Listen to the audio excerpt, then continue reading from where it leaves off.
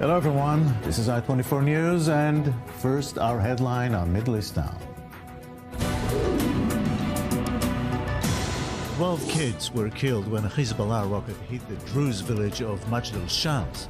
The Israeli government vows to retaliate, but will probably stop short of a full-scale war. The hostage deal is stuck again as Israeli negotiators express frustration at their own prime minister.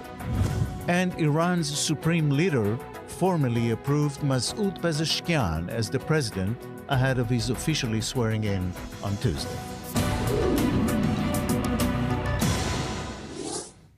A Hezbollah rocket hit a football field yesterday when kids were playing. 12 kids, ages 10 to 16, were killed in the Druze village of Majdal Shams in the Golan Heights near the Syrian-Lebanese border. I-24 News' Robert Swift reports.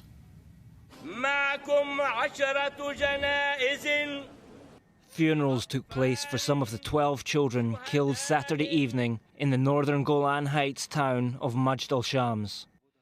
The Druze community and Israel are in shock and mourning at the scale of the loss, the largest civilian casualty event since the 7th of October. Israeli officials have been quick to offer support and to apportion blame. We know exactly where the rocket was fired from. We examined the wall of the football field, the remains of the rocket. We can say it's a Falak rocket with a 53-kilogram warhead. This is a Hezbollah rocket.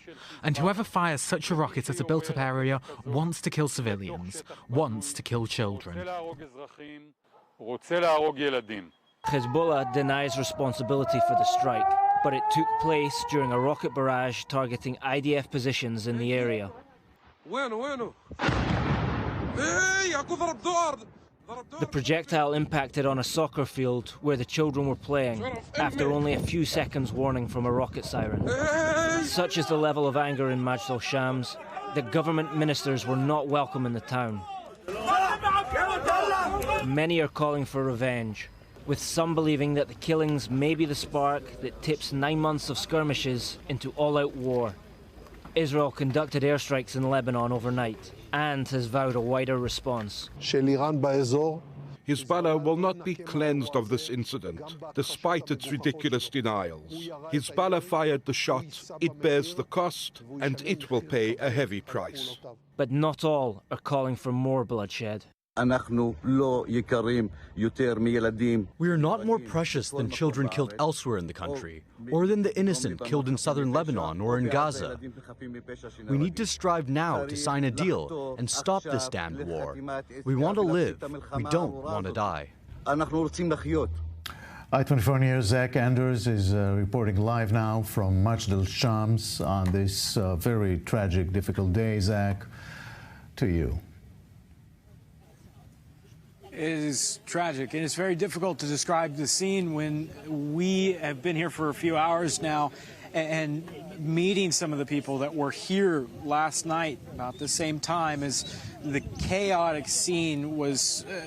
They were still trying to understand, families rushing to try and understand, if their kids were the ones that were killed, if their kids were the ones that were being taken to the hospital. It was very chaotic. And I think one of the things that strikes you as you arrive on scene today is that there is still a search for a missing child.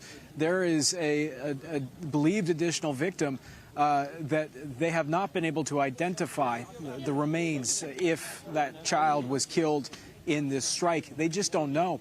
And what was remarkable to me was when we were speaking to some of these Druze men who were here, because after this strike, they didn't have, hundreds of men were told, turned away, the scene's closed.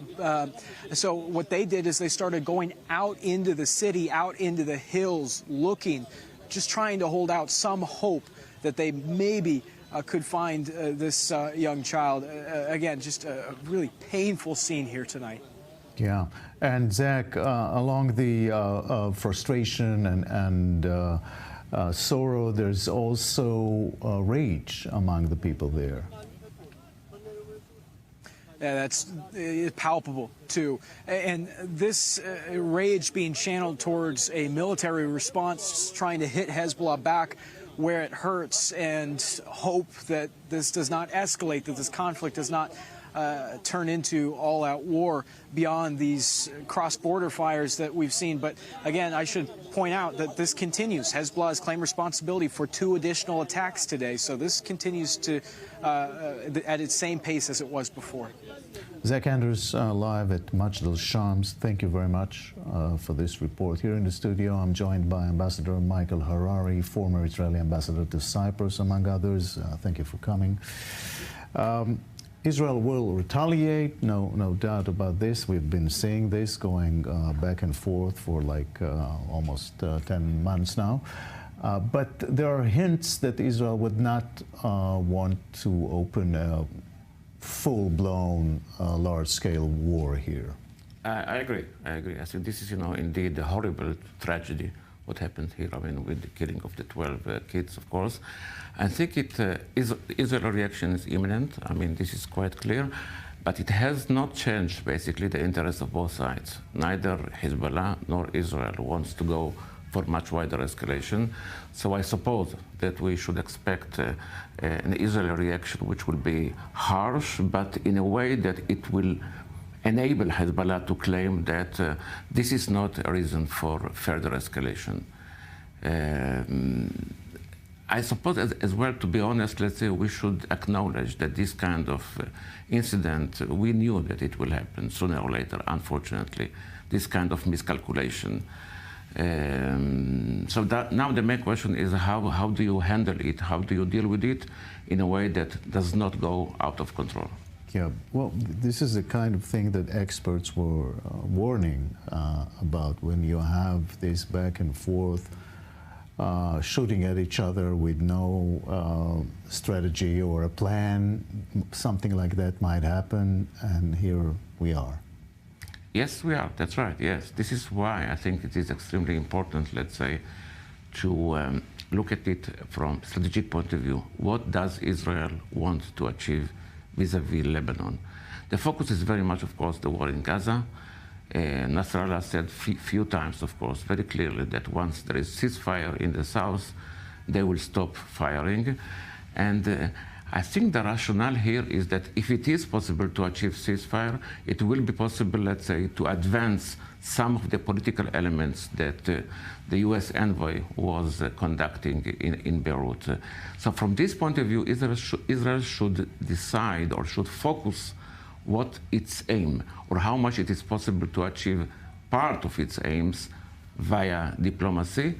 And I think at these circumstances, it's quite difficult because emotions is very high, and we need to keep an eye on rational analysis and decisions. So far, it seems that we are going backwards instead of forward in all fronts, right? Yes, it is. Well, I don't know how much, to interpret yet, let's say, the sense of optimism. I don't know how much we can use this word concerning the negotiation on the deal with Hamas. The focus is very much there. If we are able, if we will reach this first phase of a hostage deal, then it's a bit different game, a bit. But at least, hopefully, this momentum will enable us, let's say, to move forward, not backward. All right. Thank you, Mr. Ambassador. Stay with us. Let's bring in Dr. Walid Fares. Thank you very much for joining us. Iran warns Israel against what it called a new adventure in Lebanon, which is pretty much ridiculous given the adventures Iran has been involved with in the region, including Hezbollah. So Iran is also trying to avoid an all-out war? The regime in Tehran knows very well the basis of the balance of power. They can calculate, as they have done since October 7 and even years before. So they understand that if Israel wants to wage a strategic war, not that exchange, that the French and the Germans had for maybe 8 months, 1940, drôle de guerre or phony war, that's what the regime wants at this point in time, till they find a way to make a strategic advance on it's like another October 7 or another Israeli withdrawal, or let's say this administration with the remaining months will get Hamas a deal. The priority in Tehran, in my view, is to save a piece of Hamas. And Hezbollah indirectly is saying the same. If you settle in Gaza, we can go for a ceasefire here. That's the general ambiance. The Israeli government, I guess, or piece of public opinion wouldn't be far. But what can disorganize all these attempts is the fact of incidents like yesterday. Exactly as you just said, it put pressure on the Israeli public, on the Israeli country, on many supporters of Israel here in the United States. You need to do something. That's something that Israel will do and has to do for its national security. Maybe another hill, maybe another development that would drag Hezbollah. Hezbollah would be obligated to attack. So at what point a system can stop entirely? It's all happening in Gaza. It's a decision by the Israelis to finish off Hamas or not to finish off Hamas. That's in Jerusalem. How such an attack by Hezbollah on a Druze village can complicate things inside Lebanon? Well, that's a very good question. There is a war between, let's say, a Druze community or resistance and Hezbollah way before October 7th. Let me give a few examples. There was an invasion by Hezbollah in May of 2008 that ended up with a killing or with the defeat of Hezbollah, and then they went to negotiations. So Hezbollah is not happy with a Druze resistance in the Shuf Mountains. There were also attempts by Hezbollah and the Assad regime to enter a series of villages in Jebel Druze, farther away from the Golan. And of course, we heard and read a lot of statements by Hezbollah and by the Druze against each other. So there is a mini conflict between Hezbollah and Druze. It's a long story. It happened now that by committing this massacre one way or another, where they're targeting the school itself or the field, we don't know. But they were targeting the village for sure, putting pressure.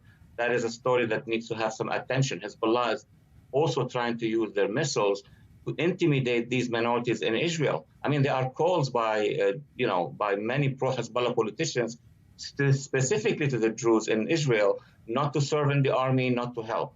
So that context exists, and that is one of the points that I tried to clarify, that there could be a reaction between Druze and Hezbollah that could re-drag both parties into a escalation. Mm-hmm.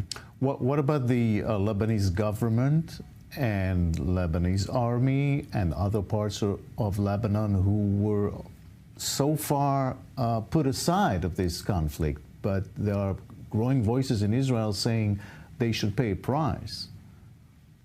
Well, let me tell you about how I see it from inside Lebanon into Israel.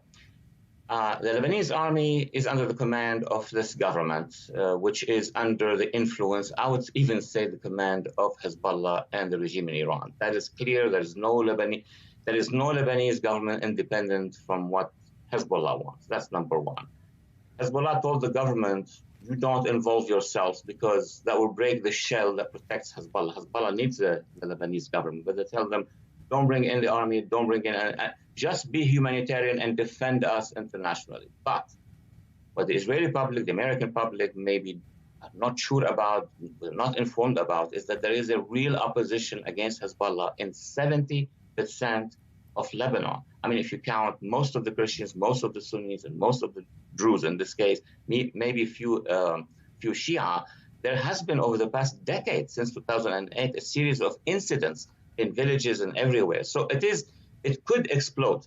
And Israeli action against Hezbollah in retaliation for this, maybe we don't know, but could result also in confrontations inside Lebanon. And that would take Lebanon in a very different direction. Yeah. Dr. Walid Faris, I thank you very much. Thank you for having me. Thank you. Back to you here in the studio, Ambassador Harari.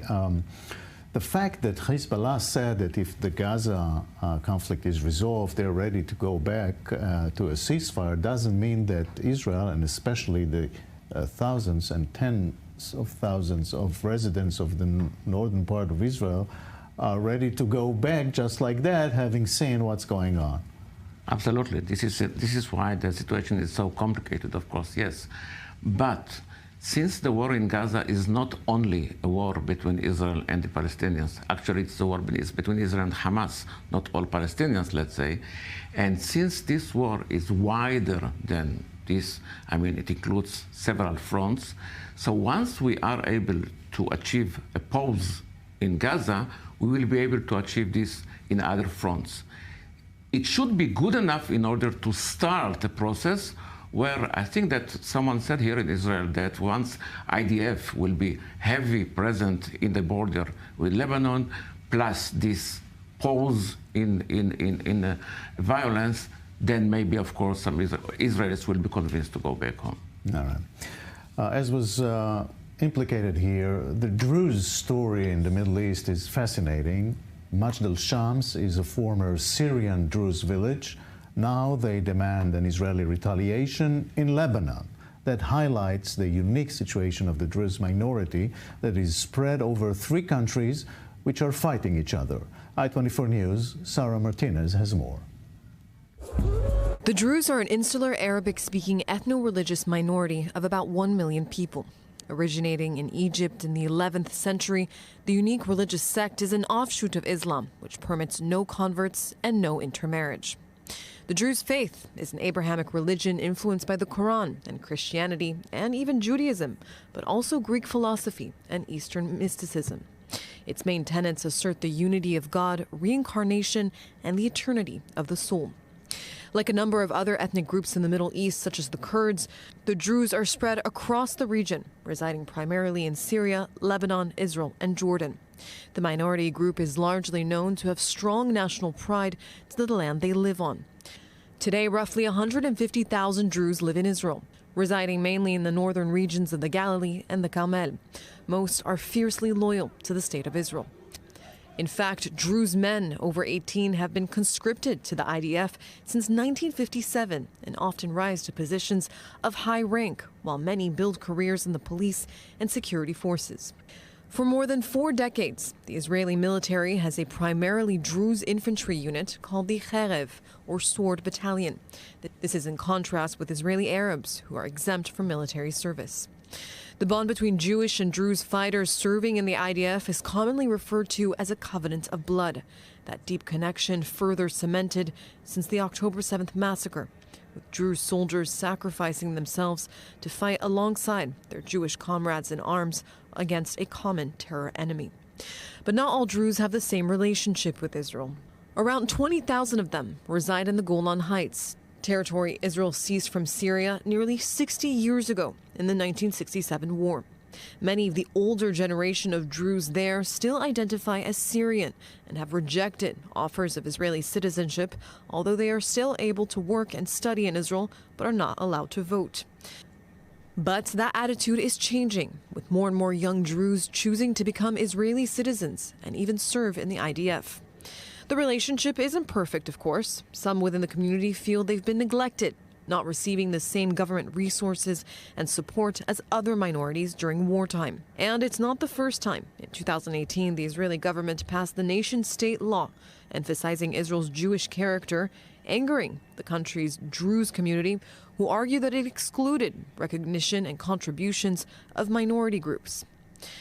Despite all this, the Druze remain an essential part of Israeli society. Following the rocket attack on Majdal Shams, the Israeli government has vowed to do everything to protect the country's Druze community and all northern Israeli residents from further Hezbollah attacks. I-24 News correspondent Balir Sladin, who is a member of Israel's Druze community, explains more. The Druze community here in Israel and the difference between the views of those who were born in proper Israel, just like me, and those who were born in the Golan, which is a territory that is, disagreements around it between Israel and Syria. They consider themselves to be Syrians, and many of the Israelis here, of course, serve like in proper Israel, serve in the army, and consider themselves Israelis. And this whole thing has nothing to do right now with the response to the conflict, because After all, they're all Druze. We and them are Druze, and that's what's in common between us, and that's what we are seeing right now. This this morning, this sadness that we're witnessing inside the Druze community in general, of course, even inside the Arab community in general in Israel, and this is interrupted over and over again since yesterday by politics, after all, because many people right now in the Golan are trying to say we didn't serve in the army, we have nothing to do with this, and it's actually 20% only of the people in the Golan, the Druze, did accept the Israeli citizenship. So they want to emphasize on this because of the fact that many people around the Arab world right now are saying those who were killed are Israelis and they deserve it, of course. So this politics is interrupting this whole situation, this whole sadness. But inside the Druze community, the thing is that everybody, of course, is mourning the situation and is feeding each other right now. Yes, this is our colleague, Balir Sladin. Back to you, Ambassador Harari, in the studio. Complicated relationships between the Druze community and the current government of Israel, and they have some serious complaints about some laws that change their lives here. Absolutely. I think that this community is very unique. I think it takes part, as the correspondent has said, let's say, of course, in the society in Israel. And I think it's about time. Okay, it was earlier, of course, but it was about time, let's say, for this government, let's say, to implement the methods which are very much needed in order to emphasize that they are part of the society, they are an essential part of the society. And as it was, let's say, reported, many of the Druze in the Golan Heights in the last few years are willing, let's say, to accept Israeli citizenship. So Israel should let's say, help to advance this process. All right. Meanwhile, the hostage deal is stuck again as Israeli negotiators express frustration at their own prime minister. Let's take a listen to what some of the Israeli families had to say today. We need the hostages back home as soon as possible. There's a deal on the table, and we need to make it happen. And we need to make it happen now. The hostages have no time, and they have no food, no air. There's no need to tell you how they suffer over there. We need them home as soon as possible. And the second thing is we need to change the leadership. Israeli leadership is leading us to very, very dangerous places in all aspects and in all terms. We're here to protest and to call for the release of all the hostages. Even though it's the Olympics now, and it's a celebration of human excellence and the human spirit and peace on earth, we have hostages that are not with us, so they can't be peace. They can't be peace in our hearts. We need them back. So we hope that the international community will put pressure and make sure the hostages come back. Back to you, Ambassador Harari. There's a report in the Daily Telegraph that quotes Israeli sources saying that Hamas sent videos or pictures of Israeli hostages being tortured to Israel to threaten Minister Ben-Gvir. He denies that he received any of this. One thing for sure, time is not working on their side, right? Of course, of course. And clearly, Hamas is trying to take advantage, of course, of the, let's say, expectations here in Israel to advance this hostage deal. It realizes that it is a very sensitive issue in Israel, and this is one of the methods, I would say, let's say, that it tries to exert more pressure on the public opinion in order for the public opinion, let's say, to exert much more pressure over the government. The issue of prisoners, Palestinian prisoners, is very sensitive, as we know, of course, let's say, within the Palestinian society, very sensitive, very important for Hamas.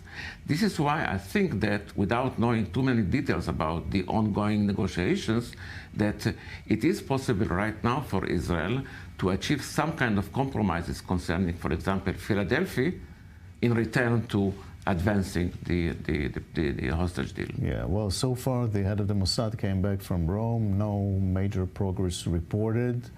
It's been going on very slowly, and there's frustration from some Israeli negotiators that Prime Minister Netanyahu is putting obstacles. Indeed. I think it's very much important what Prime Minister Netanyahu heard in Washington, from President Biden, from you can guess. He heard that he has to go to a deal. Yes, and I think it's very much important what Trump said as well, which means the message from Washington is finish it as soon as possible because we are in a different game. And I think this is important. Maybe more important than Biden and Harris is what former President Trump emphasized to Netanyahu. So it's now not only a political issue in Israel, it would be a political issue in the campaign in the United States. Yes. I mean, it is as well related to Lebanon, actually. I mean, basically, the Americans are not of interest for escalation, not in the beginning of this war, but definitely not now. And Israel should calculate it as well. Not because we have to take in consideration any given, let's say, development, but it's an American development, with all respect. Yes. Ambassador Harari, thank you. Stay with us for this short break that we'll take. And when we come back, Iran's new president is entering office this week. We'll be right back.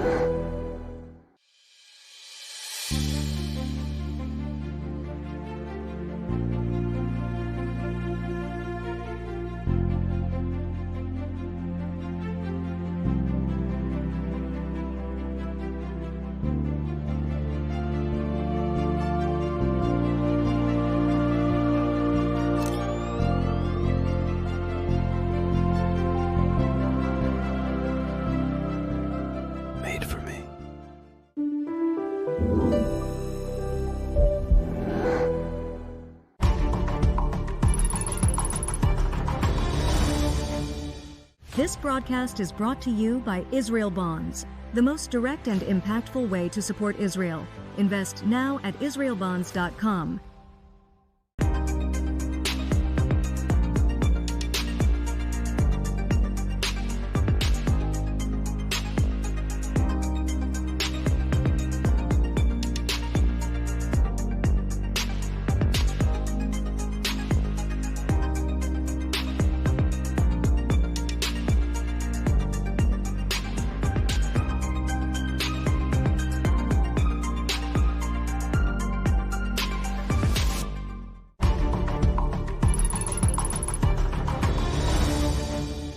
This broadcast is brought to you by Israel Bonds, the most direct and impactful way to support Israel. Invest now at israelbonds.com.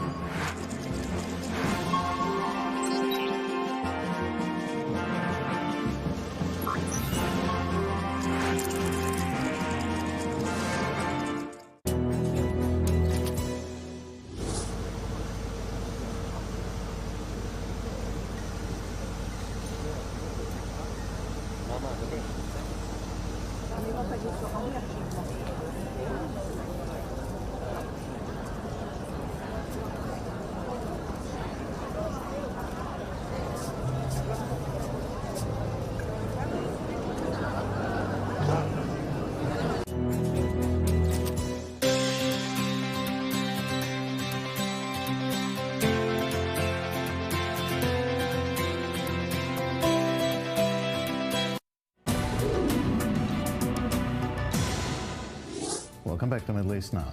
Iran's Supreme Leader Khamenei approved Masoud Pezeshkian as president. Now the big question is whether Iran's policies will change. Here's more in the next report. Iran's Supreme Leader Ayatollah Ali Khamenei officially endorsed Masoud Pezeshkian as Iran's new president in a ceremony on Sunday, marking the beginning of the Islamic Republic's 9th presidency. Pezeshkian, known as a reformist, was voted in following a snap election after the late Iranian president Ebrahim Raisi was killed in a helicopter crash, along with the foreign minister Hossein Amir Abdullahian. Following Khamenei's official endorsement, the former surgeon and now president thanked both the leader and the Iranian people. We need to unite together in order to respond to the needs and problems of our dear people of our country, Iran, and I will make this promise here in the presence of you, the attendees, and the presence of the Supreme Leader that I will be committed to these statements and duties. Pezeshkian's victory against hardliner opponents has lifted hopes of a thaw in Iran's relations with the West. He has pledged to try and revive the 2015 nuclear deal, which collapsed in 2018 after the U.S. withdrew from it.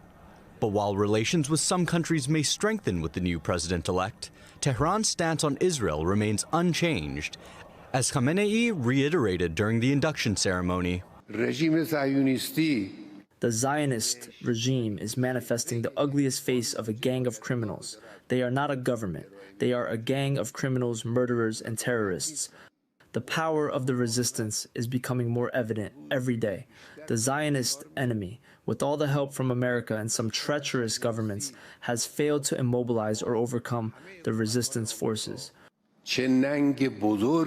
Pezeshkian will take the oath of office in parliament later this week and will have 2 weeks to form his own cabinet and take charge of the country weakened by economic sanctions and isolated from other world powers as instability continues to shake the region. Former Ambassador Michael Harari here in the studio with me. The reformist president, as he was branded. In Israel, for example, no big hopes. I think that everywhere there are no big hopes, to be honest. Neither in Iran, if I may say so. Actually, it was a bit surprised that he was elected. The regime was very concerned of the very low turnout of the voters. This is why they promoted, let's say, someone who is more reformist. I don't think that, at least at the beginning, he will need, let's say, to enjoy more confidence of the public opinion of the Supreme Leader. It's going to be very interesting if former foreign minister who was very much involved with the a nuclear agreement, Zarif, will be part of his cabinet.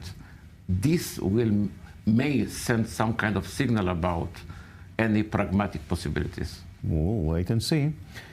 Russia is very much present in the Middle East with a very clear strategy emanating from the Ukraine war. I-24 News' Yana Suryadnaya takes a deeper look at the impact on the region. While Washington is making alliances in Asia and building cross-continental coalitions against the Russian and Chinese threat, there is no clear strategy regarding the third party, Iran, and the policy towards it seems to be weak.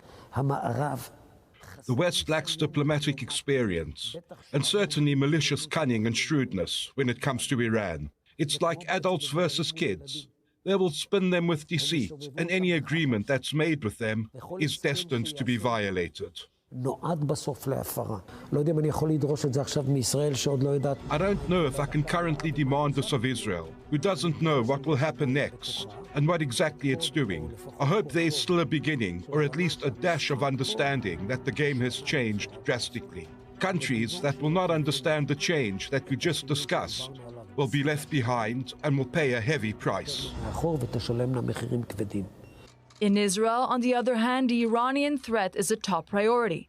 But it seems that standing up to Russia and China as part of a Western bloc is not receiving sufficient attention. Israel acts and speaks carefully when it concerns Russia. But despite the cautious policy, we should remember that Russia has long associated Israel with the Western countries. This is indicated by a cartoon on the official website of Russia's Foreign Intelligence, SVR, from December, about 2 months after the start of the war in Gaza. This poor ragged eagle who hasn't eaten in a while is about to die. That's the American eagle. There's a lion with a British flag hat who also hasn't eaten in a while. That's it, the G7. And as the raft approaches the rock, probably to attack, there are other animals. There's a big giant Russian bear protecting everyone. Behind him is a small Chinese dragon, as if China is a superpower. India, South Africa, a camel symbolizing Saudi Arabia. These are the BRICS countries. And when you zoom in on the image, we suddenly see a parasite on the eagle. What is the flag on this parasite? The Israeli flag. That's it. What else is there to understand? Russia's Foreign Intelligence Agency published under an article by the head of the organization, who must have personally approved it. I'm certain that he approved it and said, excellent, it's terrible. This is a country that absolutely sees us as an enemy. And back to you, Ambassador Harari, here in the studio. Turning this conflict in the Middle East into a superpowers conflict is not good news. Not good news, but not yet. Not yet, to be honest. Let's say Russia is benefiting, of course, of the war in Gaza because of the war in the Ukraine. Russia and Iranian cooperation is developing, and this is, a very much a message, I would say, that Israel should pay attention.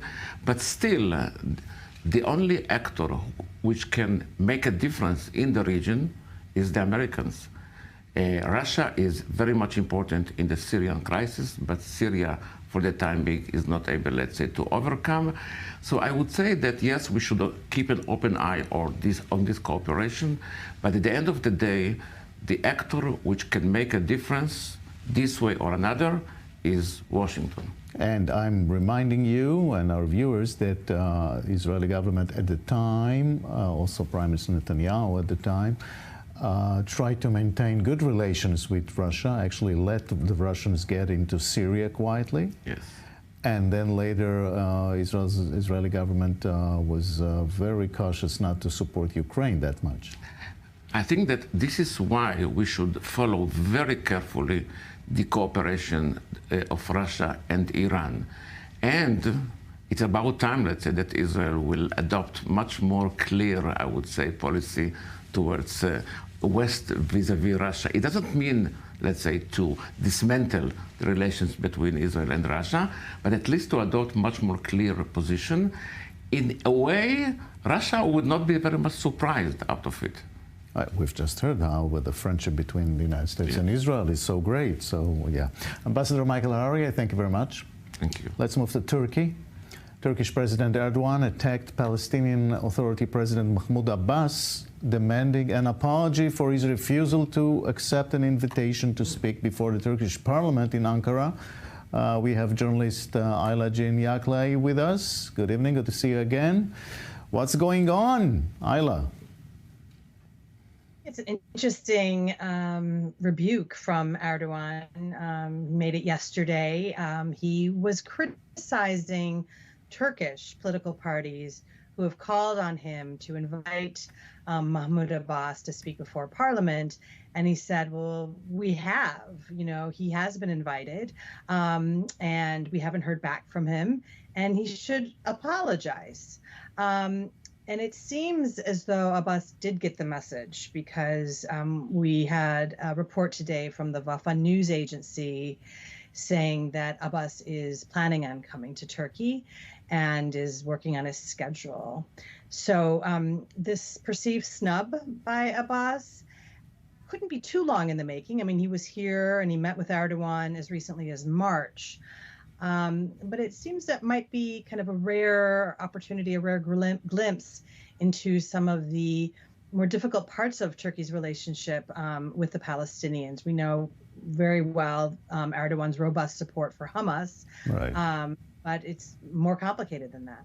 Right. So if you support Hamas, you probably don't support Mahmoud Abbas that much. So that is part of the equation, I guess. Is Turkey still interested in the future of Gaza vis-a-vis this? Very much so, at least rhetorically. We have Erdogan saying that in the same speech, that they're pursuing, justice and peace for Palestinians at every opportunity. And in the speech, it all begins with him, lambasting the United States for hosting Prime Minister Netanyahu at Congress yesterday.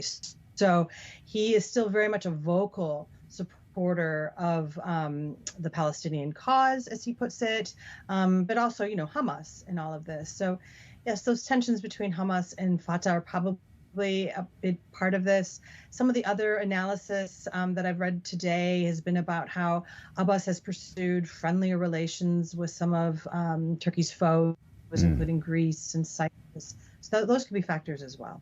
Right. Well, it seems that, the future of Gaza belongs more to the PA rather than to Hamas. So will Erdogan, think back on this? He can make very abrupt changes and reversals in all sorts of policies, domestic and international. He's made amends with far greater rivals than, say, the Palestinian Authority. Even it should be said that this, like I said, this is a rare glimpse into the fact that there may be trouble between Erdogan and Abbas. Otherwise, vocally, rhetorically, he very much supports the Palestinian cause. So I would imagine that if it's required, yes, he'll recalibrate. And for the time being, I think his message did get through to Abbas, who is now saying that he's planning to visit. So they may be able to bury the hatchet quite soon. All right, Ayla, in Ankara, thank you very much. Thank you. Thank you. In Israel, becoming a citizen by non-Jews is almost impossible, but one Filipino citizen and former labor migrant is not letting that deter him. The war changed everything? Almost. I-24 News, Pierre Clochandler has the story.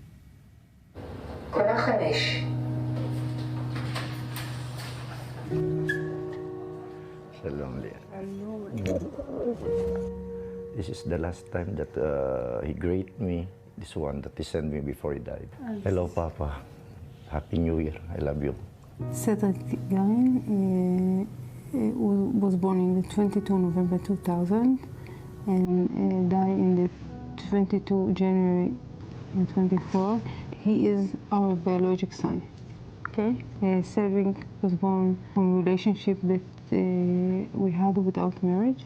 Yes. What you both signed about affidavit for the DNA test. That's it. In the DNA test to prove that I am the father. We have to respect the Ministry of Interior.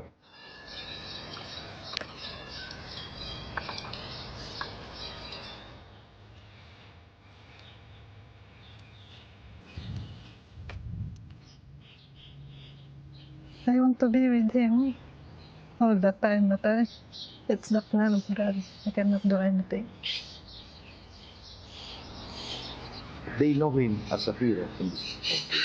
And for you, and for me too. If they will give us an opportunity to stay, to live in Israel, why not? Anytime that I want to visit, I can come. Not the same. I'm in the Philippines. I need to spend a lot of money. That's why I prepare now to live in Israel, to stay. Because my son is here. But I will stay with him here in Israel. I have a lot of pain in my heart that he didn't feel what a father I am. Reserve Master Sergeant Cedric Garin, 23-year-old, a fighter in the 261st Brigade, fell in the Gaza Strip along with 20 other soldiers in one of the war's worst disasters.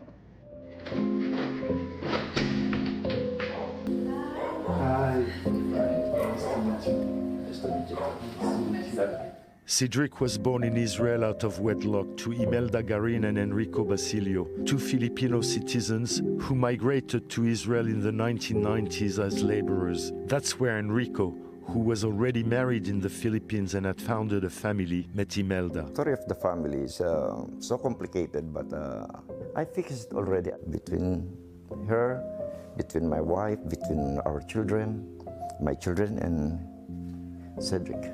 As a father, I did a mistake in my life. But for me, it's not really a mistake. There's a love everywhere. Sometimes even you have your own, sometimes you meet somebody that can beat your heart again to fall in love. When Cedric was about a year and a half old, his father was deported back to the Philippines. Together with my son, we're walking around. And then I was surprised that there's some immigration police were waiting on me. They say, you are Enrico Basilio, you don't have visa, you have to go back in the Philippines. I told them, it's okay, it's my fault.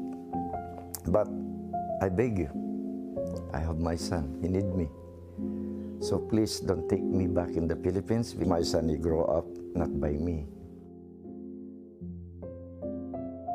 This is all the pictures that I have. It's been a long time. I didn't remove it even a minute in my pocket. When I miss them, even I'm in the Philippines, I look on them. Imelda raised their son on her own, but during the 22 years Cedric and his dad were separated, they remained in constant touch. It's been a long time. But when he was at the age of 9 years old, he came together with the mama to visit me in the Philippines, in my house together with my children and my wife.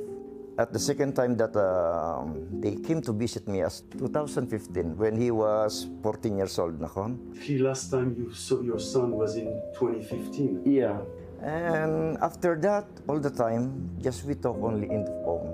How are you, anak? How are you, papa? How my brothers and sisters? I said, it's okay. How about your situation in Israel? Papa, it's not so easy because, you know, there's a lot of balagan in Israel now. I say, you must be careful, anak. Anak, it means son. All the time, I'm asking him, my son, where are you now? I'm in Gaza, Papa. You are inside Gaza? No. They didn't tell the truth. No, Papa, I'm only stay in the border. Cedric wanted to be Israeli, right? Yeah. Yes. He wanted Israel to be his home. Yes. Cedric was granted Israeli citizenship after completing his military service voluntarily in the Givati Infantry Brigade. I told you, you are a citizen of Israel, but you are not really Jewish to fight for that country. You are Filipino. Do you know what to say? Yes, Papa, I know I'm Filipino. In my whole body. But please, Papa, in my heart, it belongs here. This is my country. This is my place. I need to protect it. He's gone, but I'm proud of him, even so hard. How did you know that he was killed? I received a message called the Israeli embassy. I call and I say, yes, this is Enrico. Anything I can do? They say, you want to go in Israel to have a visit? I told them, what kind of visit? Tell me the truth, what happened? They say, your son is dead. I don't know. I feel the whole world was dropped on me. And then they say, if you want to go back in Israel to be with your son, to attend the funeral, so we will fix everything.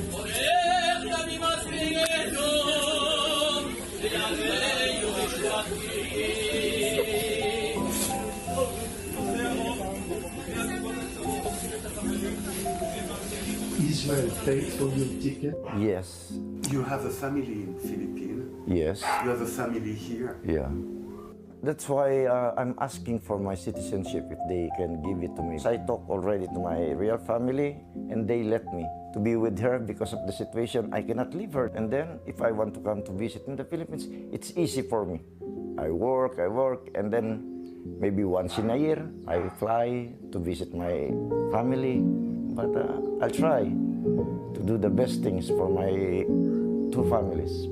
That's the life of every Filipinos working in abroad. We prepare to stay together. We are not young. you know. So this is only about our son. You're ready to accept that Enrico will be part of your life? Just only the companionship. If I cry, if I'm lonely, there is someone with me. Enrico's and Imelda's Via Dolorosa, the stations of their loss, brings them here, where a banner eulogizing their son as a hero of Israel has been hanged by the municipality. The people, he loves him so much. We are proud because he died for the country. He died with dignity.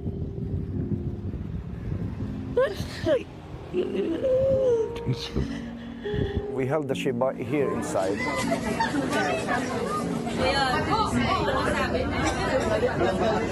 Many people, whom the bereaved couple didn't know, came to offer their condolences, including Interior Minister Moshe Arbel.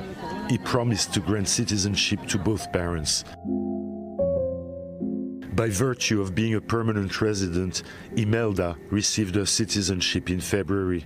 Do you trust they will fulfill the promise to Enrico? Yeah,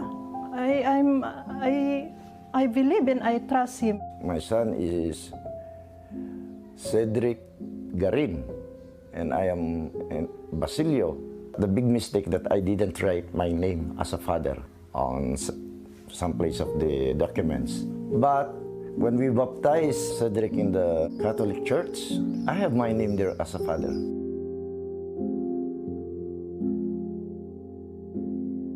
He used my family name. That is Cedric's handwritten. How could they say that he didn't use my family name? Put in here that I am the father. The Minister of Interior agreed to Enrico's request to be naturalized, but on condition that a triple DNA test of Enrico, Imelda, and their deceased son be conducted in order to prove Enrico's paternity. I told them that if you will make a DNA, if you can find nothing and you will take something from my son on the brain to disturb him,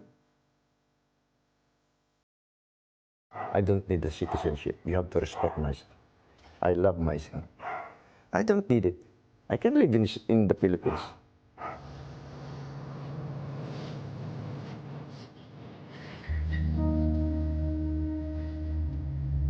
עובדה כזאת יש בה הרבה מאוד טעם לפגם. האיש חי את חייו מתוך ידיעה שסדריק הוא הבן שלו. הוא גיטל אותו עד בערך גיל 2, אחרי שהוא גורש וחזרה לפיליפינים. הוא שמר איתו על קשר. ואימלדה אומרת, אני יודעת עם מי הייתי. משרד הביטחון הכיר בו כאב שכול, כאביו של סדריק. משרד הביטחון עזר להטיס אותו לכאן, ולטובת הלוויה. הוא רשום על כרית הקבר. סדריק, עד היום שהוא נפל, גדל, חי, בידיעה, שאנריק הוא אבא שלו. מה יותר חזק פה, החמלה או הבירוקרטיה? כרגע הבירוקרטיה מונעת מאנריקו לקבל אזרחות ישראלית. כי אני מבין ששר הפנים הפגין חמלה. חד משמעית, הוא הפגין חמלה. הוא גם, כשפניתי אליו בפעם הראשונה, הוא גם ענה לי ממש מיד. משהו קרה באמצע. שאלת השאלות היא, האם באמת יש מידע גנטי של סדריק, שהוא לא בקריית שאול. According to the casualty assistance officer who is in touch with the family, Cedric's genetic material has finally been discovered at the military rabbinate's headquarters. A blood sample taken from him when he enlisted. Cedric's DNA might thus be extracted. If so, Enrico might be able to prove his paternity and become an Israeli citizen. One day, anak, we will see each other in the other life. 7 months after the tragedy, the Ministry of Interior finally granted Enrico a temporary resident status for 1 year. He shall be able to work here. The next day, the Immigration Committee of the Knesset convened for a special discussion on the issue of the father, the son, and Israeli citizenship. There's no legal obligation to demand a DNA test, protested the committee chairman, member of Knesset Oded Forer. I want to apologize in the behalf of the State of Israel. Cedric was our brother. He's our brother. He fought for the State of Israel. He defended the state of Israel, and he died while he was protecting us. So as our brother, you are our family, and we see you as our family, and I hope that as soon as possible your status will be recognized by the Ministry of Interior. Slowly, Enrico and Imelda returned to their former lives, the lives they had together when Cedric was born, to stand reunited near their son's grave. We're going home, anak. Love you. Miss you.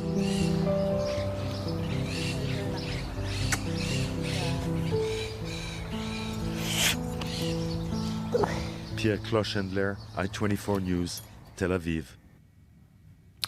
And this is it for Middle East Now. Stay tuned for the Rundown with Kalev Ben David.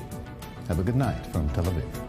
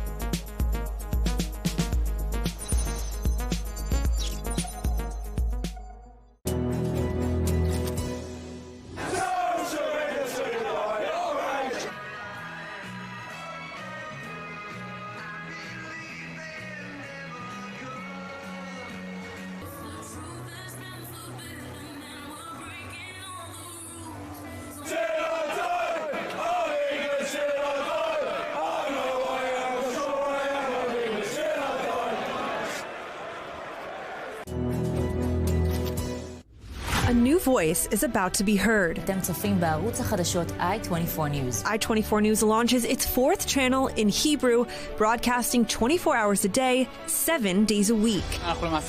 ותיעדו את הטבח. I-24 News in Hebrew brings its international success for the past 10 years to Israel. Real-time news, sharp analyses, and passionate debates on the burning issues shaping Israeli society and the entire Middle East. And for you, English-speaking viewers, I-24 News offers a unique, immersive experience. Every day until 11 a.m. EST, Hebrew programs will be broadcast live with English subtitles. And from 11 a.m. EST, back to your favorite shows in English. More than ever, the heart of a new Middle East beats on I-24 News.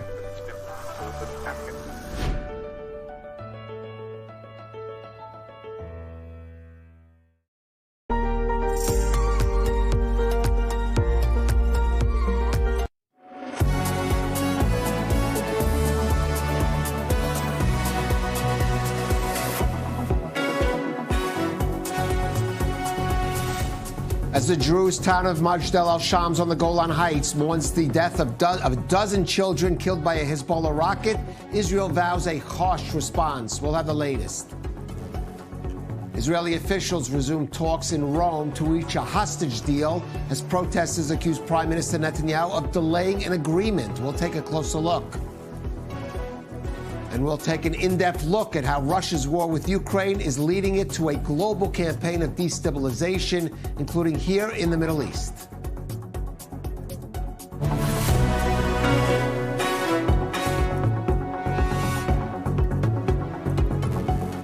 This is the rundown on I-24 News. I'm Caleb Ben David. The Druze town of Majdal Shams in Israel's Golan Heights today laid to rest most of the dozen children killed yesterday by a Hezbollah rocket fired from Lebanon that struck a soccer field. 3 more youngsters are wounded and in serious condition. Israeli Air Force jets pounded Hezbollah targets across Lebanon in response to the strike, while Defense Minister Yoav Gallant pledged that a more significant response is forthcoming. Prime Minister Benjamin Netanyahu returned from his visit to the U.S. this afternoon and immediately convened a meeting of the Security Cabinet on the tense situation in the north, while Secretary of State Antony Blinken condemned the attack, but said he does not want to see an escalation of the conflict between Israel and Hezbollah.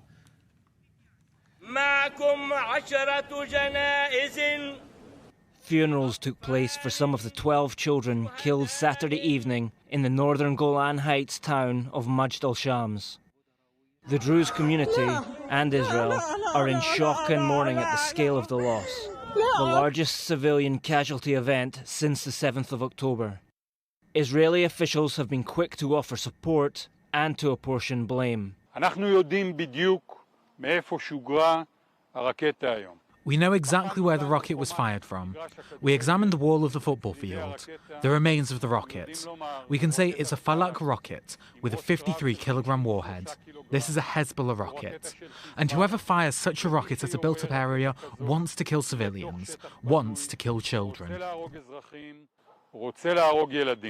Hezbollah denies responsibility for the strike, but it took place during a rocket barrage targeting IDF positions in the area.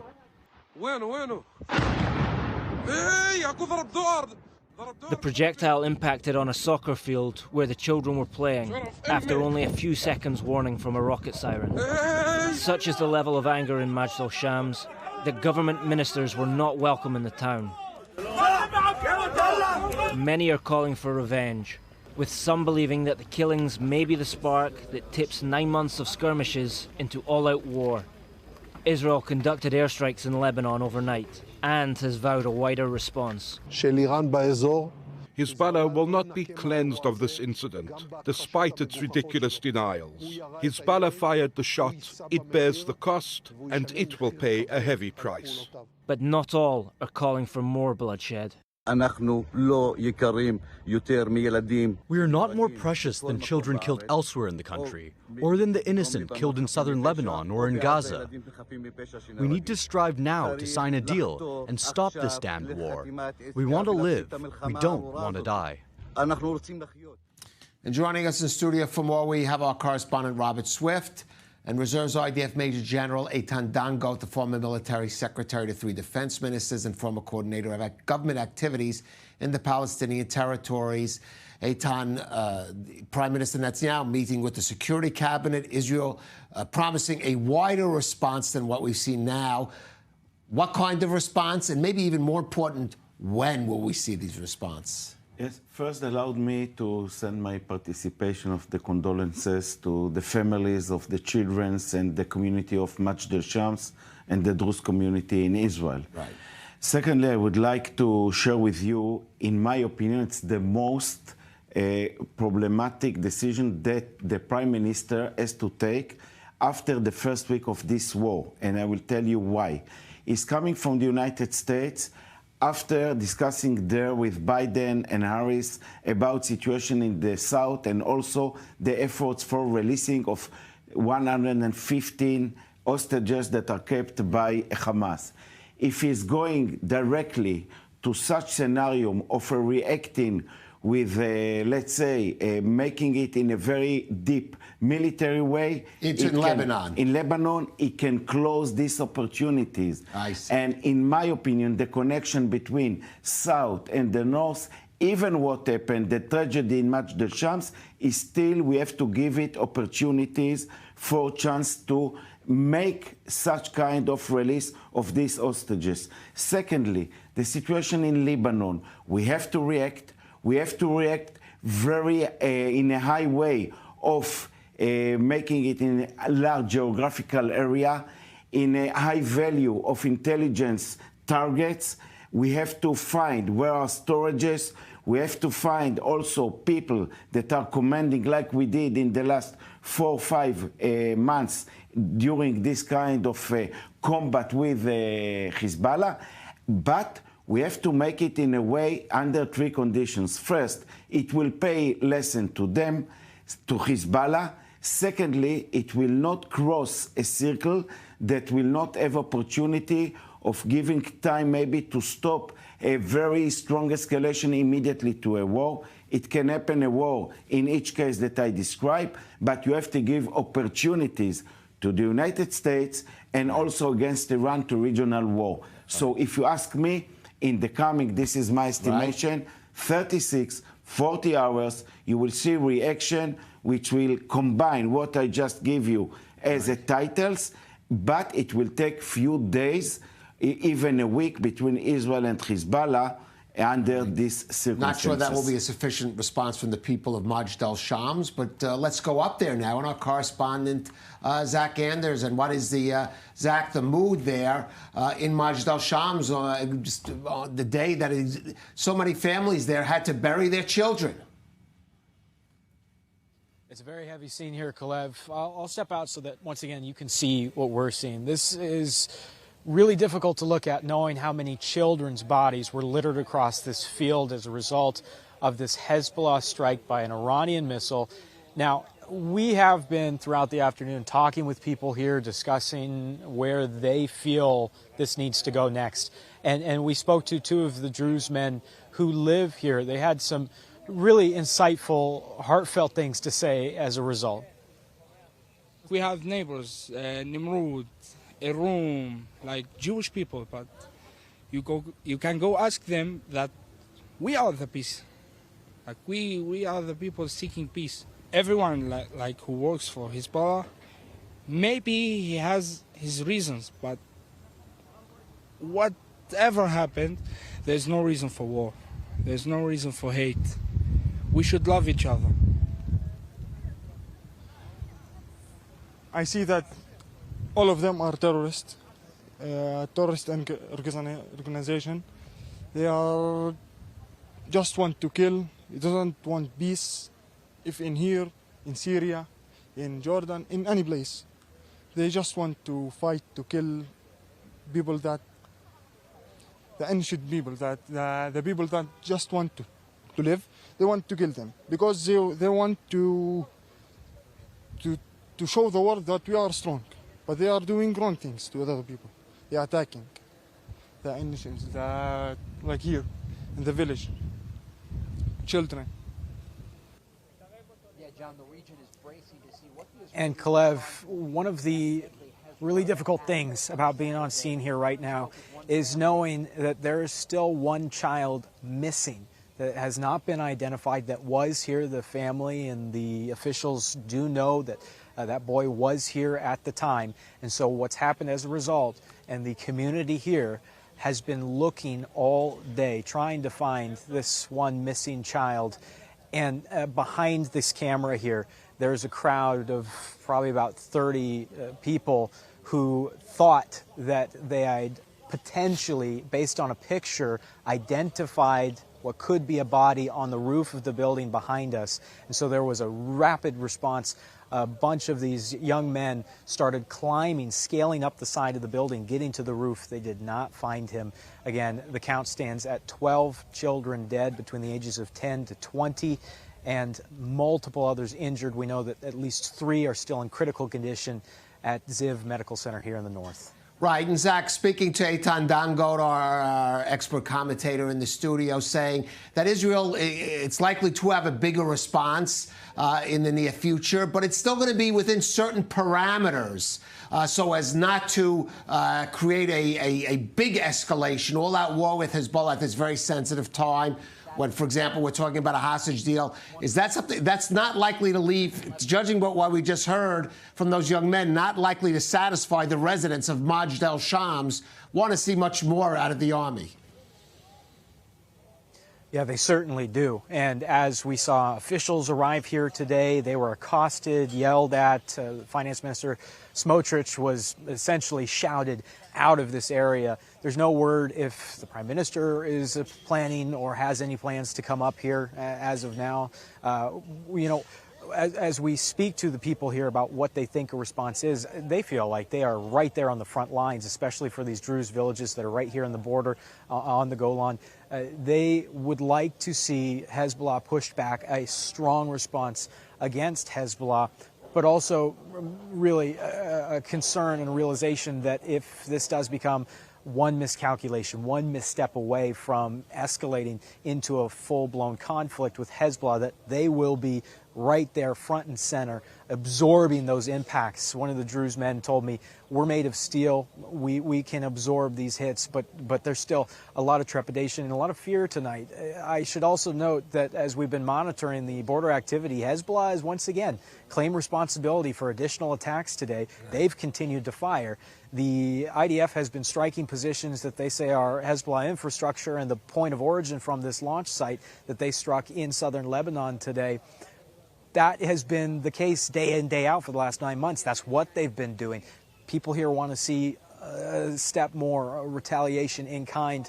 You know, southern Lebanon does, by all accounts, appear to be bracing for a heavy Israeli response. The IDF, or rather Hezbollah themselves, saying to Reuters that they've been moving key assets out into new positions, going deep underground. They're anticipating to be hit hard tonight. And we should also note that some of the airlines are into Beirut's airport delaying some of those flights. Tonight in particular, it looks like there's a window after about 10 o'clock where some of those flights are being canceled and delayed. So, you know, I'm sure that's mostly a decision made on part of the airlines, but still, everyone here seems to be just bracing, just waiting for what comes next. All right, Zach Anders there at the scene of that Majdal Shams, right on the scene, that soccer field of that terrible tragedy over the weekend. Thanks, Zach. And Robert, maybe you've done a lot of reporting in the north, maybe explaining to our viewers why Majdal Shams has not been evacuated like so many other communities. And it's not the only community up there, Druze, especially in Arab, that have not been evacuated. That's right. So Majdal Shams is the biggest of 4 or 5 Druze communities in that part of the country. From what I understand and have seen up there, a large part of the population remains in place, but it's not just in that area. There are other locations along the border where Arab-speaking villages, much of the population is still in place. Some of them have different reasons. Some of them feel that they are secure, that they have, I don't know if I wouldn't call it an understanding with those that are firing the rockets in Lebanon, but they understand that as the Arabic-speaking population, they're unlikely or less likely to be targeted.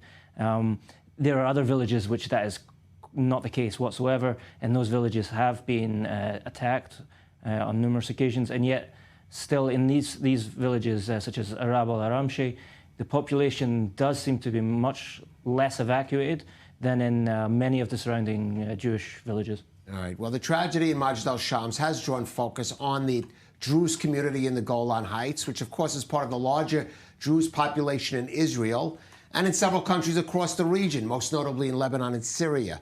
Our Sarah Martinez takes a closer look at the Druze people who have adapted a system of sometimes conflicting national loyalties in order to survive as a Middle East minority. The Druze are an insular Arabic-speaking ethno-religious minority of about 1 million people. Originating in Egypt in the 11th century, the unique religious sect is an offshoot of Islam, which permits no converts and no intermarriage. The Druze faith is an Abrahamic religion influenced by the Quran and Christianity and even Judaism, but also Greek philosophy and Eastern mysticism. Its main tenets assert the unity of God, reincarnation, and the eternity of the soul. Like a number of other ethnic groups in the Middle East, such as the Kurds, the Druze are spread across the region, residing primarily in Syria, Lebanon, Israel, and Jordan. The minority group is largely known to have strong national pride to the land they live on. Today, roughly 150,000 Druze live in Israel, residing mainly in the northern regions of the Galilee and the Carmel. Most are fiercely loyal to the State of Israel. In fact, Druze men over 18 have been conscripted to the IDF since 1957 and often rise to positions of high rank, while many build careers in the police and security forces. For more than 4 decades, the Israeli military has a primarily Druze infantry unit called the Cherev, or Sword Battalion. This is in contrast with Israeli Arabs, who are exempt from military service. The bond between Jewish and Druze fighters serving in the IDF is commonly referred to as a covenant of blood.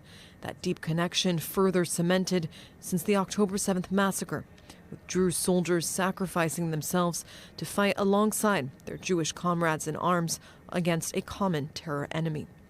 But not all Druze have the same relationship with Israel. Around 20,000 of them reside in the Golan Heights, territory Israel seized from Syria nearly 60 years ago in the 1967 war. Many of the older generation of Druze there still identify as Syrian and have rejected offers of Israeli citizenship, although they are still able to work and study in Israel but are not allowed to vote. But that attitude is changing, with more and more young Druze choosing to become Israeli citizens and even serve in the IDF. The relationship isn't perfect, of course. Some within the community feel they've been neglected, not receiving the same government resources and support as other minorities during wartime. And it's not the first time. In 2018, the Israeli government passed the nation-state law emphasizing Israel's Jewish character, angering the country's Druze community, who argue that it excluded recognition and contributions of minority groups. Despite all this, the Druze remain an essential part of Israeli society. Following the rocket attack on Majdal Shams, the Israeli government has vowed to do everything to protect the country's Druze community and all northern Israeli residents from further Hezbollah attacks. And joining us now for more from Tel Aviv is I-24 News correspondent Balir Sladin, who is a member of the Druze community in Israel. But Balir, maybe take us a little deeper in that community, the differences, for example, between that community in Majdal Shams and those off of the Golan Heights, and also how they might react to this kind of attack. Yes, definitely. I'm personally from the Druze community that is from the, let's call it proper Israel. Been raised in the Galilee and not in the area of the Golan, which is a different story. Although that my grandfather came from Syria, actually, just a couple of years after the foundation of the state of Israel. But regardless, the bond between the Druze in general, we've seen that also yesterday and throughout this day, is something that is above this politics. Of course, we're going to talk about the politics, but the let's call it the sadness, the common narrative, and the common, of course, the collective memory that the Druze has. That is something that is pretty much in common between all the Druze inside Israel and also outside Israel. But politics poisons everything, as we know, and of course the people that we call them the Druze that are inside Israel, inside proper Israel, would react to this and has been reacting to this since yesterday as an attack against Israel that targeted to Druze, and we should destroy Hezbollah and we should destroy Lebanon. But the narrative in the Golan is a bit different. I wouldn't say that every single person there has the same narrative, but in general, if I want to speak about this, I would say that many of them would blame Israel, maybe not because they believe that Israel fired that rocket, that false narrative that Hezbollah is trying to circulate online, but they are saying that if Israel stops the war in Gaza, then we will be safer because then Hezbollah will stop their attacks. Now, let's also open this up a little bit and just see what is happening just right in the other side of the border in Syria. Now, the Druze community there in Suwaida, in many other areas, are protesting for months now against Assad regime that is supported actually by Hezbollah and by Iran. And we've listened to what the leaders there has been saying about this incident, saying that those who are responsible should be punished, but they're not saying that Hezbollah is the one who is responsible. Also, if we look at what the leaders in Lebanon are saying, the Druze leaders are saying, Walid Jumblat, for example, has said that he is willing to fight alongside the resistance, so alongside the Hezbollah, the Shiites there, although that they're not political allies, but what they all have in common, except the Druze that live in proper Israel, is the common enemy of Israel. That's why this politics is just complicated everything here. But to go back to the main point here, the religion, the tradition is the bond that is very obvious in the Druze community, as we've seen since yesterday. Well, Balir, anyone abroad who thinks that the Israeli-Palestinian situation is the political side is complicated, they should really understand just how complicated it is for the Druze, this offshoot of Islam minority that is spread in several countries and is put in a difficult, sometimes very difficult, precarious positions. Balir Sladin from I-24 News, thank you for joining us. Thank you, Khaled. And of course, Eitan, as a senior Army commander, so many of your colleagues, even in the top commands, are, of course, Druze. Absolutely. And I may tell you that if you're looking about the Druze community in Israel, as it was told here, something like 150,000. Right, as we said, yeah. And to come from such a limited number, to have such senior jobs and responsibility in the armed forces and also in other kind of government tasks, I think the Druze are making a terrific and excellent fulfill their duty to Israel as a country. My friends from the Druze community all over the country are like a blood contact with us about the time we spent together under fire, under circumstances, and they show their brave and their efforts to be a part of the first front of the Israeli armed forces. Right. Secondly, few sentences about the Druze in the Golan Heights in the north. What was described here, it was till 2015 that the Druze were not so have the self-confidence what will be their future. They didn't know what is the future of the Golan. And a lot of them signals towards Syria kind of loyalty. But what happened after the civil war there, I think that more and more people, 25,000 people in 4 villages are living in the north part. A very large number of them already has Israeli ID. They take it silently. They are serving in Israeli jobs. You find them everywhere. They are a part of the Druze community all over Israel. What is, I think, the embarrassing is that surround them, as it was told, there is like 2 million Druze in Lebanon and in Syria, which are committed to the strong face in Lebanon, like Jumblat. I remember from 82, he was supported Israel in the first Lebanon war, and also in Syria. The situation now embarrassing also Hezbollah, and I think above all, the Druze has their own unit contact between themselves, and I hope that will lead us to win and to have such a strong community that will support their brothers from Lebanon and Syria about water. Well, let's see if it does have that impact. Now, the U.S., of course, condemned the Hezbollah attack on Majdal Shams, but it did caution Israel against escalating its conflict with Hezbollah. Here's U.S. Secretary of State Antony Blinken and Republican presidential candidate Donald Trump, who, remember, whose administration recognized Israeli sovereignty over the Golan Heights. Let me say that we are deeply saddened by the loss of life that we saw. There is no justification for terrorism, period. And every indication is that, indeed, the rockets were or the rocket was from Hezbollah. We stand by Israel's right to defend its citizens from terrorist attacks. The savage Hezbollah terrorists struck these children with an Iranian precision missile. Dozens more were wounded in the attack, and sadly, the death toll is probably going to go very substantially higher.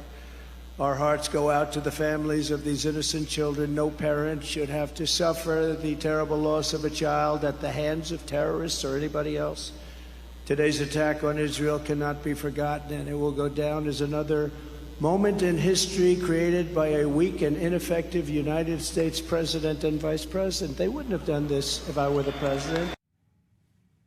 Well, gentlemen, former President Trump, who's running to get back in the White House, of course, blaming the administration. The question is whether, in fact, the U.S. is restraining Israel at this stage, and whether that could be different, for example, under a Trump administration. I think that it's too early to make your estimation towards whether Trump will win. First of all, he has to win. Obviously, yes. It means the timetable taking you to February 25. If you're in February 25 and we are now on end of July 24, it means that a lot of water will go inside this river under the Democrats' presidential, under Biden as a president and with Harris as a candidate. So we have to separate. Those who have expectations that Trump will bring the big message are mistaken, because we have to make some decisions and some results in the coming 3 months. And I think that delay in this area will cause Israel a big damage. Right, and of course, those Israeli residents who have been evacuated are not going to be waiting until a new administration in Washington 7 months from now gives a green light to Israel. Eitan Dangot and Robert Swift, stay with us. We are going out for a brief break, but we'll have lots more coming up on the rundown, including, of course, taking a look at the latest update on the progress of the hostage negotiations for a hostage release deal. Stay with us on the rundown. We'll be back after a break.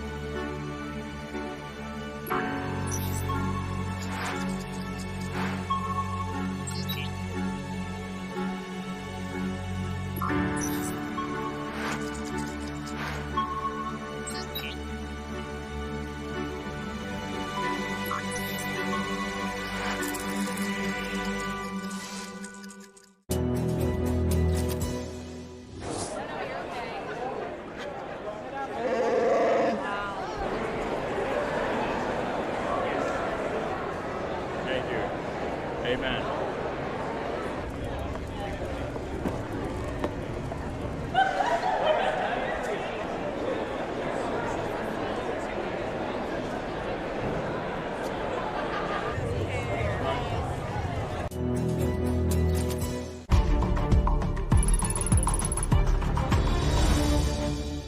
This broadcast is brought to you by Israel Bonds, the most direct and impactful way to support Israel. Invest now at israelbonds.com.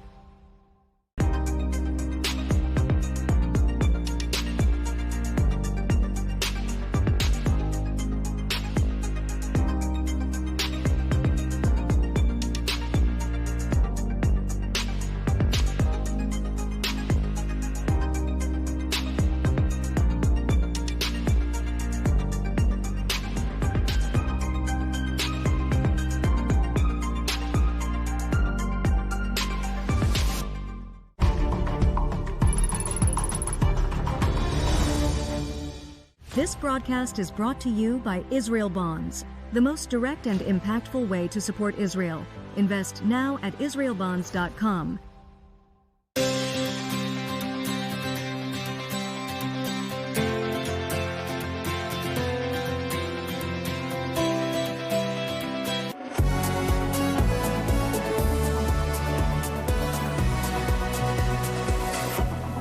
Back to the rundown, and let's turn now to the latest on the talks for a deal that could see some of the 115 hostages still held in Gaza by Hamas released in return for an Israeli ceasefire.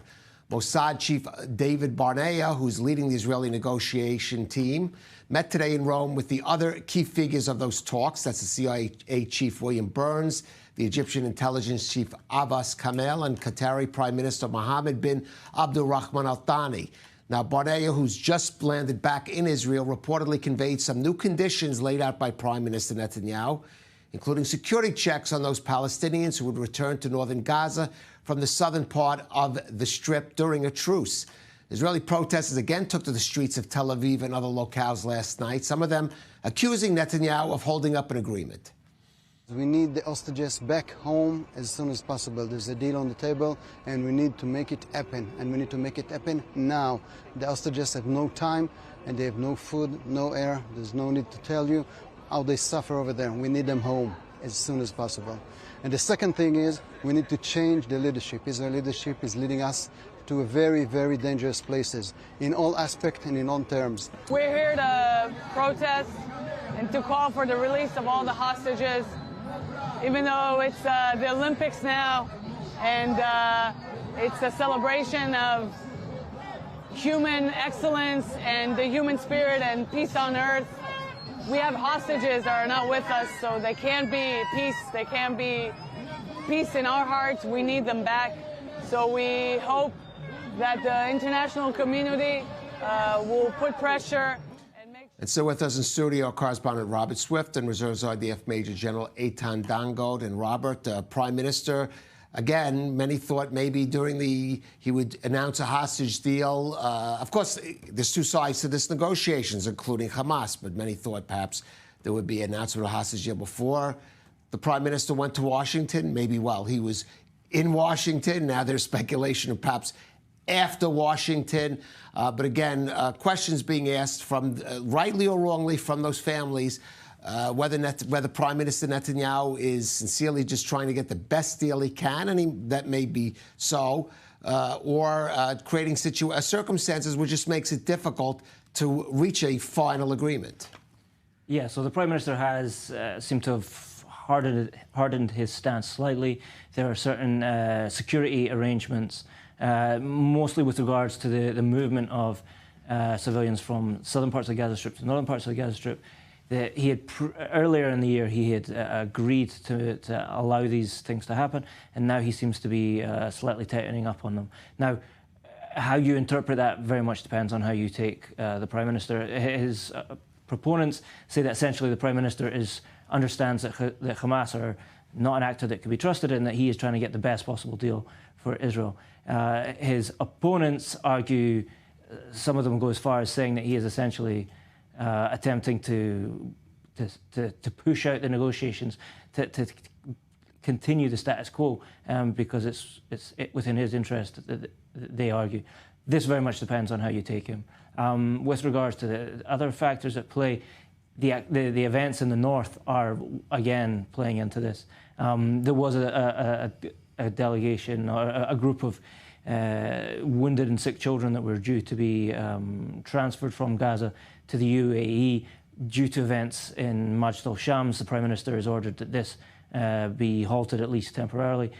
This may have knock-on effects with regards to the indirect negotiations with Hamas. Right. I mean, Eitan, there are some legitimate concerns you could say the Prime Minister could have about the fact of whether Hamas operatives and fighters are able, during a truce, to take advantage of it, to migrate back to the northern part of the Gaza Strip from those areas in the south and basically reclaim northern Gaza, where so many soldiers have sacrificed their lives for so many months. Yeah, yes, and I would like to emphasize that one of the main three goals of this war is to release and bring back home the 115 hostages to their homes.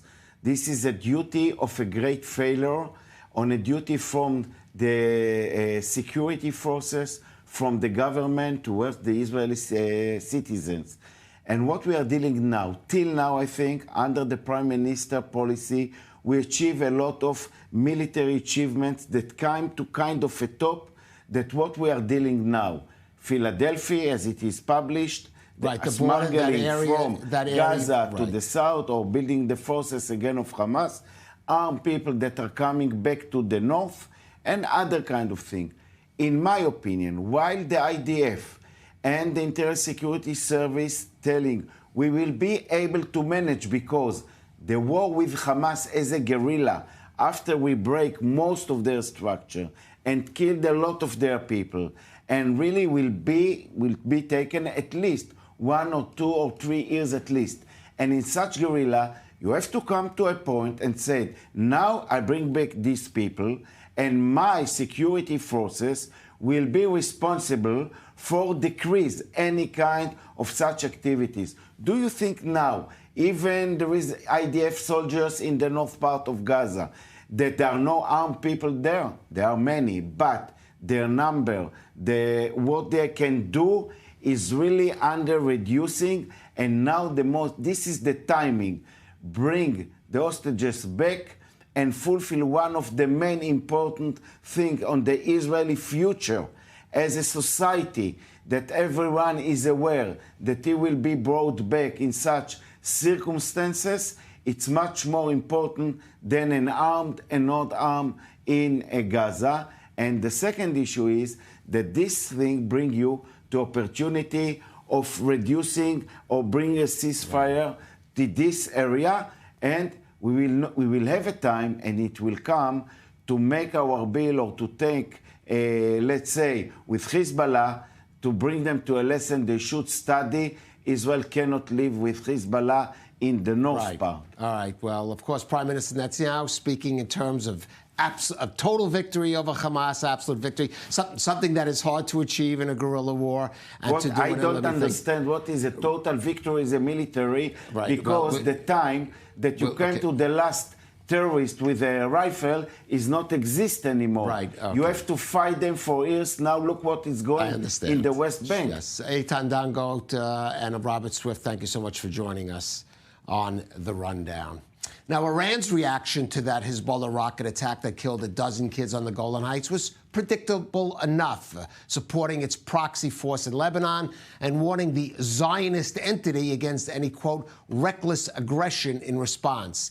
Now, this came as the Tehran regime swore in a new president who's been touted as a relative moderate and a reformer for the Iranian political scene.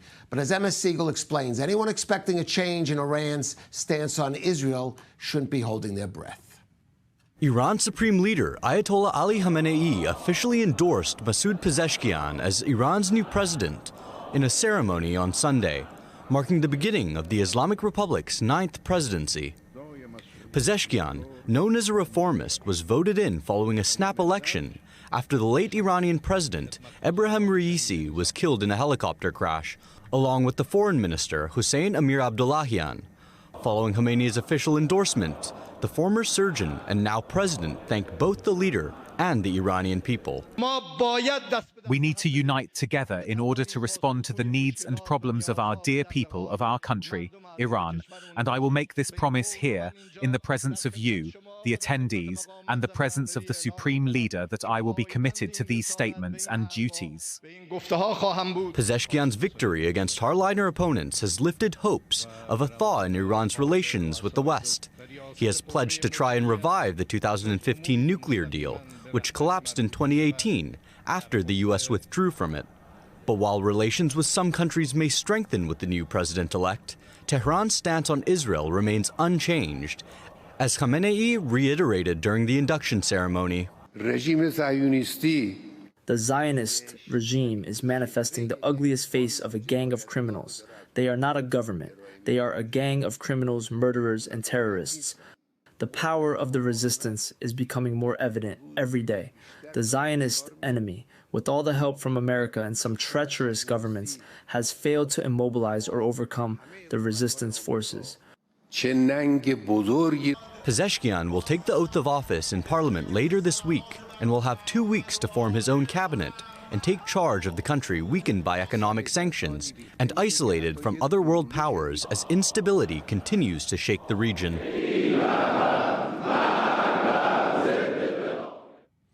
Now, while the world's attention today may be focused on concerns of a wider war erupting across the Middle East, there is, of course, still an ongoing conflict of a much larger scale going on compared to Israel's current battles, and that with an even greater possibility of escalating to the dimensions of a world war.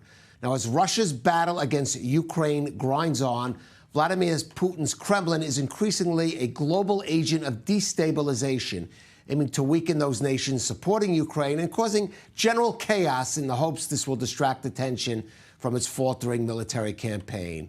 Yana Suryadna and Emmanuel Honorat take an in-depth look at Putin's far-flung campaign of aggression and how that eventually does impact on Israel and the Middle East.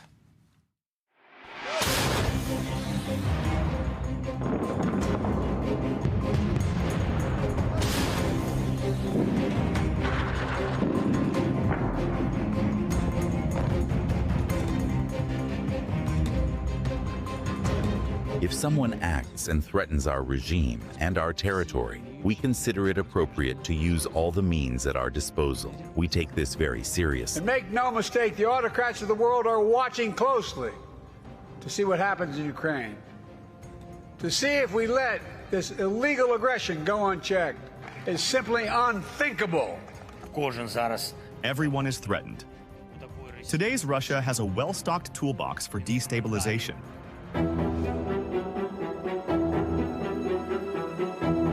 Europe is not a data. Europe is not given forever. Europe can grow and collapse. This already happened in the past. But I simply don't think there's enough political will and strength in the West. Putin is at a strategic impasse. That is clear. He is playing with fire just as much as other people are. And deterrence works two ways. Winds of war have been blowing across Europe in recent months, and in parallel to Israel, even if many have forgotten, the war in Ukraine has been going on for 2.5 years now. Putin is militarily and politically far from ending the war on his own terms, tightening alliances with the anti-Western forces and raising the threat threshold. There is an understanding in Europe that the risk of sliding into a world war after over 80 years is present and increasing. Europe, Finland and Poland should prepare for the worst-case scenario. We need to strengthen the capacity of the European defense industry and ramp up production of ammunition. While Putin launches implicit threats, people around him, those close to the government, say this quite clearly. There will be no return to peace.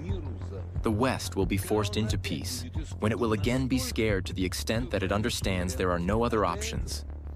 For this, we should look for their weak spots and mercilessly, ruthlessly strike them there. Although the Russian army has significantly weakened, it can still carry out provocations that will challenge the West and test the famous conception of, quote, defending every inch of NATO territory. The fear of Putin, but also of Trump's return, caused moderate Western countries to increase military production and invest more in security. The NATO allies are this year increasing defense spending by 18%. That's the biggest increase in decades. If you look at Ukraine, and we all feel so badly about it, but why isn't NATO putting up dollar for dollar with us? We put up $140 billion, and they put up just a tiny fraction of that. Against the backdrop of Trump's anti-NATO rhetoric and the Russian threat, the member countries are increasing their defense spending. Only 1/3 of countries met the defense spending threshold last year, but their number is expected to double this year. There is an appreciation that something has changed in a very fundamental way. And importantly, that appreciation extends to those countries that didn't have that appreciation prior to February of 2022. In Eastern Europe, in Poland, in the Baltic countries, the fear is there because they are on front line, or second line, just after Ukraine. In France, in Germany, in Italy, in continental Europe, there is not enough fear. Fear is a good virtue in geopolitics. Maybe in a year or two's time or longer, Putin decides to go for the Baltic states, which are members of NATO. I would be severely concerned that NATO is not going to help the Baltic states. And everyone I say this to says it's ridiculous that NATO exists as an alliance to defend its members. But I can't imagine in this era, Britain, France, Germany, sending their young men and women to fight and die for an Eastern European country that they haven't heard of. Europe is preparing for the arrival of Trump and is trying to shape, with considerable difficulty, a certain independence from the US. Today, Europe believes Putin should be stopped in Ukraine before he drags the whole continent in a war. The French president, while faltering politically on the home front, is himself leading a line of ambiguity by not telling Putin what are the things that Europe is not willing to do. There was no consensus today regarding the decision to officially send military forces. But in practice, we do not rule out any possibility. We will do everything to ensure that Russia does not win this war. Macron knows that the Ukrainian situation is really tragic, that Russia is a real fascist, tyrannic and probably fascist country. He knows that. He knows the situation.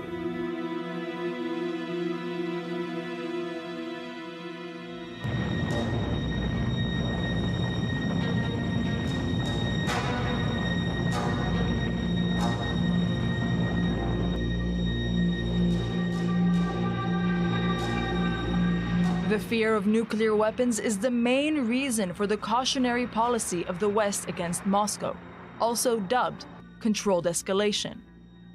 NATO's nuclear deterrent is our ultimate security guarantee and our ultimate deterrence. Currently, the world's nuclear arsenal is estimated to be 12,000 warheads, with the US owning about 5,000 and Russia nearly 5,600, including inactive warheads. Seemingly, the world has never been at such a dangerous point in time. The use of nuclear weapons is possible in exceptional cases, only in exceptional cases, where the government and the territory are under threat. We pay attention to what is happening in the world around us, and we do not rule out the possibility of changing this doctrine. But Washington keeps its nuclear weapons abroad as well. Germany, the Netherlands, and Belgium, among others. And since Russia announced the transfer of tactical nuclear weapons to Belarus, there have been increased discussions on American weapons being placed in additional countries, such as Poland, for the purpose of deterrence. The reason to think about using nuclear weapons is more to deter the West from engaging in certain activities that he doesn't want the West to do than it is actually to use these weapons. Because it is the one thing that is for certain will lead the United States and other countries to intervene in this war conventionally. And if and when that happens, Russia will, no doubt, be defeated soon and swiftly. In light of the war, there were periods when Russia suffered significant losses on the battlefield. According to estimates, this made the use of nuclear weapons by Moscow more likely. But such a move could be disastrous for Putin and for the important backing he receives. I don't think he is ready to commit suicide. I also think that China has made very clear that the use of nuclear weapons would be unacceptable, and Russian dependence on China and the relationship with China is important for Putin's future. Do you think Putin is a rational leader? Not anymore. That is, at certain stages, he demonstrates rationality and judgment, but not strategically. He's already emotionally swept away, and to a considerable extent, he lives in an imagined and virtual world. In that sense, he should not have started this war at all, because war is an aggressive and unpleasant collision with reality. No matter what fantasies you have, they collide with reality. One of the scenarios that may bring back the thought of nuclear weapons is the liberation of Crimea by Ukraine. Galyamov, Putin's former speechwriter, believes that if and when this time comes, Putin will be domestically weakened for such a step. The question is whether the army will carry out his order. After all, it doesn't work like that when you are alone on the nuclear weapon button. Though Russia believes itself as a geopolitical center of gravity, above it is a much more significant player, China. Putin is ramping up yet another offensive against Ukraine, sending wave after wave of Iranian drones, North Korean artillery, and tanks, missiles, and fighter jets built with machines and parts supplied by China. You cannot supply Russia with vital help to prolong the war in Ukraine. That's a global issue. That's European security. Europeans are our allies. Historically, China always is allied with the world's most troublemaking states, rogue states to be precise, such as North Korea, such as Cuba, such as Iran, such as in the past is the PLO. And so to create strategic distractions, to keep the United States focused on those areas so that we should focus less on China. 作为世界主要大国和联合国安理会常任理事国 As world powers and permanent members of the UN Security Council, China and Russia transformed superpower relations that are quite different from the old Cold War era. Russia is expanding cooperations as well as its dependence on countries that are hostile to the West, building a counter-military and economic force led by China. Iran is not the only proxy state of China right now in its global strategy. In a certain sense, definitely North Korea, obviously, and also Russia, because China is the only country that has enormous economic and financial power and manufacturing capability to make those three countries to work for China's global strategy. Keep in mind, Russia's economy is less than 1/10 of China's. Technologically, China is far more advanced than all the other three rogue states combined. Russia's impasse in the war is being used by China economically and politically, as well as Iran's and North Korea's dependence on them. Everything is part of its game against America. They see the West's stance against Moscow and draw conclusions on how to act in Taiwan. What's Biden's message to Israel? Don't strike back. Now, that to me illustrates not just the US, but Western weakness. And we saw the same in Afghanistan after decades of fighting and supporting Afghan forces and directly fighting ourselves against the Taliban. We then gave up. We left. We packed our bags and we left. The West lacks diplomatic experience and certainly malicious cunning and shrewdness when it comes to Iran. It's like adults versus kids. They will spin them with deceit, and any agreement that's made with them is destined to be violated. While Washington is making alliances in Asia and building cross-continental coalitions against the Russian and Chinese threat, there is no clear strategy regarding the third party, Iran, and the policy towards it seems to be weak. I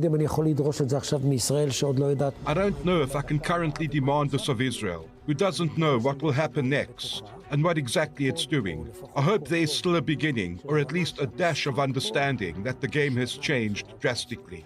Countries that will not understand the change that we just discussed will be left behind and will pay a heavy price. In Israel, on the other hand, the Iranian threat is a top priority. But it seems that standing up to Russia and China as part of a Western bloc is not receiving sufficient attention. Israel acts and speaks carefully when it concerns Russia. But despite the cautious policy, we should remember that Russia has long associated Israel with the Western countries. This is indicated by a cartoon on the official website of Russia's Foreign Intelligence, SVR, from December, about 2 months after the start of the war in Gaza. This poor ragged eagle who hasn't eaten in a while is about to die. That's the American eagle. There's a lion with a British flag hat who also hasn't eaten in a while. That's it, the G7. And as the raft approaches the rock, probably to attack, there are other animals. There's a big giant Russian bear protecting everyone. Behind him is a small Chinese dragon, as if China is a superpower. India, South Africa, a camel symbolizing Saudi Arabia. These are the BRICS countries. And when you zoom in on the image, we suddenly see a parasite on the eagle. What is the flag on this parasite? The Israeli flag. That's it. What else is there to understand? Russia's Foreign Intelligence Agency published under an article by the head of the organization, who must have personally approved it. I'm certain that he approved it and said, excellent, it's terrible. This is a country that absolutely sees us as an enemy. Russia. There is some more international reaction to the tragedy in Majdal Shams. President Macron of France spoke with Prime Minister Netanyahu this evening. According to the statement from the French government, he condemned in the strongest possible terms the terrible attack that struck Majdal Shams, expressed condolences to the families and loved ones of the victims, but he also Macron also reiterated that France is doing everything possible to avoid a new escalation in the region by sending messages to all parties in the conflict. He also reiterated the need to reach a political solution. That ends this broadcast of The Rundown. Thank you for joining us, and keep following us on I-24 News.